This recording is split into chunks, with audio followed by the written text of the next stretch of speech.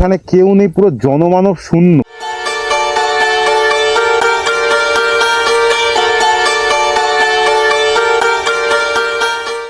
কোনো একটা সময় ব্রিটিশ প্ল্যান করেছিল, বা ব্রিটিশ সরকারের বিভিন্ন কাজে বিভিন্ন প্লেন হেলিকপ্টার এখানে হয়তো লঞ্চ করতো বা এখানে ল্যান্ড করতো, কিন্তু এই মুহূর্তে বা অনেক দিন আগে থেকেই কিন্তু এটা পরিত্যক্ত হয়ে গেছে।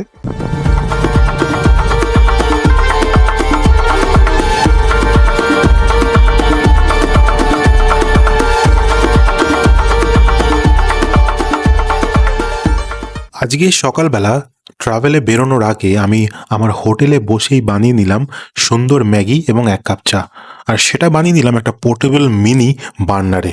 তোমরা যারা যারা আমার মতো ট্রাভেল করো তাদের ক্ষেত্রে কিন্তু সবসময় বাইরের খাবারটা খুব একটা শরীরের পক্ষে ভালো হয় না, এবং তোমরাও যদি আমার মতো স্বাস্থ্য সচেতন হও এবং নিজের খাবারটা নিজে বানিয়ে খেতে চাও ডিউরিং ট্রাভেল, তাহলে কিন্তু অবশ্যই তোমরা ডেসক্রিপশন বক্সটা চেক করতে পারো, সেখানে কিন্তু এটার বাইং লিঙ্ক দেওয়া আছে। তো বন্ধুরা, আমরা রেডি হয়ে গেছি, আমাদের লাগেজও রেডি, আর আমরা এখন বেরিয়ে পড়বো। আর আমাদের ফার্স্ট ডেস্টিনেশনটা কোথায় হবে সেটা তোমাদেরকে বেরিয়ে গিয়ে বলছি। চলো, রাস্তায় গিয়ে দেখা হচ্ছে।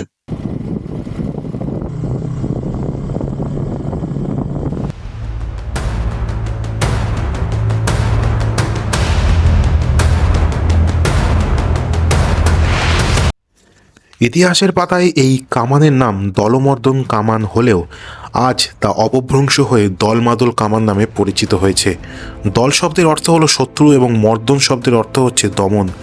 কথিত আছে প্রায় 1742 খ্রিস্টাব্দে নগর দেবতা এই কামান থেকে গোলাবর্ষণ করে ভাস্কর রাওয়ের নেতৃত্বে আক্রমণকারী বর্গী বাহিনীকে বিতাড়িত করেছিল।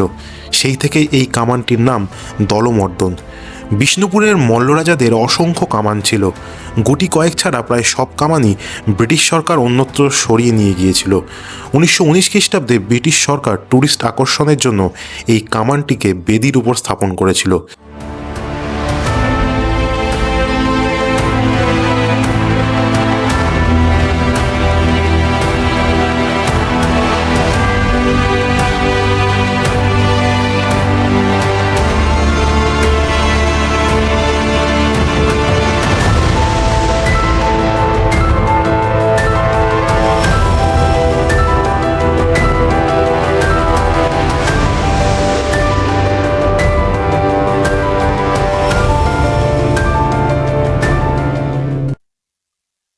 বন্ধুরা, আমরা এখন যাচ্ছি একটা এয়ারপোর্টে। না, এয়ারপোর্ট এখন বলা যাবে না, কারণ সেখান থেকে এখন প্লেন ওঠেও না, প্লেন নামেও না। বাট সেখানে কিন্তু রয়েছে একটা রানওয়ে। ইয়েস, সেটা ব্রিটিশ আমলে বানানো হয়েছিল এবং এখন সেটা কিন্তু ইউজ আর হয় না, এবং সেটা এই মুহূর্তে ইন্ডিয়ান বায়ুসেনার অধীনে রয়েছে। তবে সেই জায়গাটায় যাওয়া যায়, সেই জায়গাটাকে দেখা যায়। তো চলো সেই জায়গাটায় যাবো আর তোমাদেরকে দেখাবো সেই জায়গাটা কেমন। Let's go.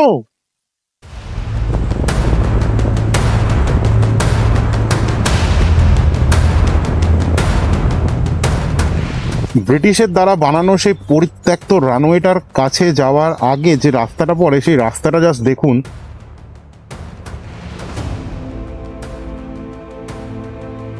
মানে আমি ছাড়া এই মুহূর্তে এখানে কেউ নেই, পুরো জনমানব শূন্য। আর এতটা এখানে কিন্তু খুব গভীর একটা জঙ্গল আছে। জয়পুর ফরেস্টের মাঝখানেই হয়তো আমরা চলে এসেছি। তো চলো সামনে দেখা যাক কি আছে।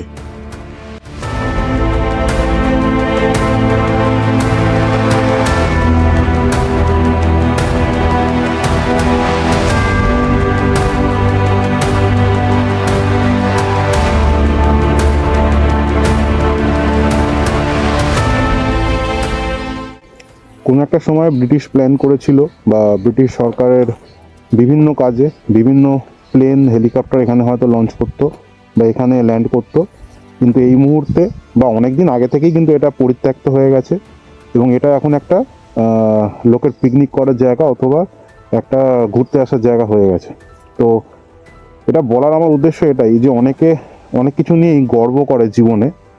তো জীবনে কোনো কিছু নিয়ে এত গর্ব করার কিছু নেই। ভাবো, এটাকে যখন কর্তৃপক্ষ ব্রিটিশ তৈরি করেছিল তখন তারা কত টাকা খরচা করেছিল এবং কত প্ল্যানিং, কত কিছু নিয়ে করেছিল, কিন্তু আজ এটা পরিত্যক্ত। সুতরাং কোনো কিছু নিয়ে লাইফে বেশি সিরিয়াস হওয়ার দরকার নেই। লাইফে যেটা হওয়ার সেটাই হবে।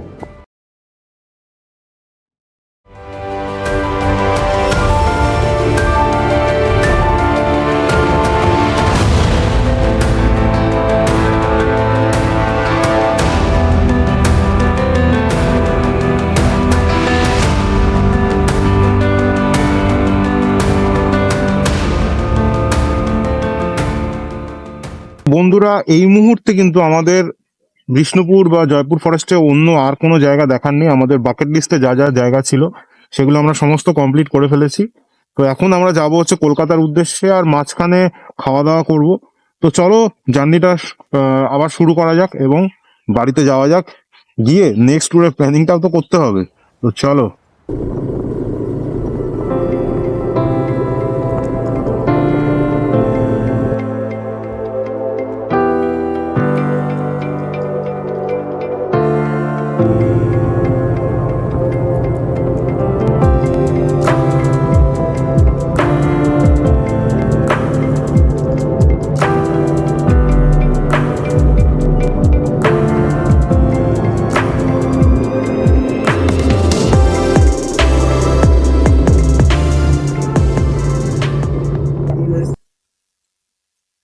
ক্যামেরা লাগানো আছে?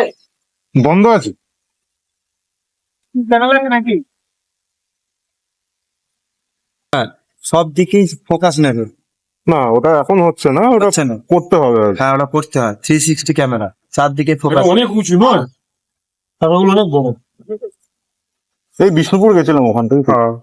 বনলতা না, বনরত না, বিষ্ণুপুরে গেছিলাম। যেগুলো মানে দরকারি আছে, ট্রাভেল উইথ আমিও করি আসছি দাদা।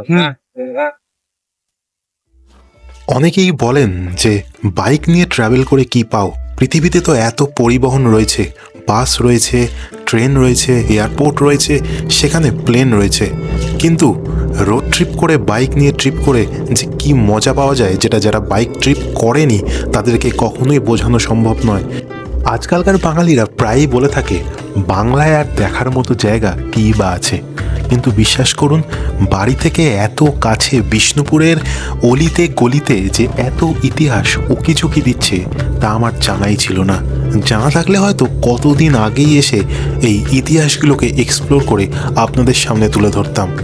তাই এই শীতের মরশুমে হাতে যদি দুদিনের সময় থাকে তাহলে অবশ্যই এই বিষ্ণুপুর এসে একবার ইতিহাসগুলোকে দেখে যেতে ভুলবেন না। শুধুমাত্র ইতিহাস কেন, এখানে ভক্তির জায়গারও কিন্তু কোনো অভাব হবে না।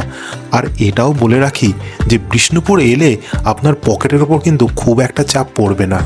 আর সবথেকে সস্তায় বিষ্ণুপুর ঘুরতে হলে কি কি করতে হবে সেটা জানতে গেলে কিন্তু ডিসক্রিপশন বক্সটা অবশ্যই চেক করবেন। আর যদি ভিডিওটা ভালো লেগে থাকে তাহলে অবশ্যই চ্যানেলটাকে সাবস্ক্রাইব করতে ভুলবেন না। আজকের জন্য বিদায় নিচ্ছি, দেখা হবে আর একটা কোনো নতুন ট্রাভেল ব্লগে। ততক্ষণের জন্য ভালো থাকবেন, ভালো রাখবেন।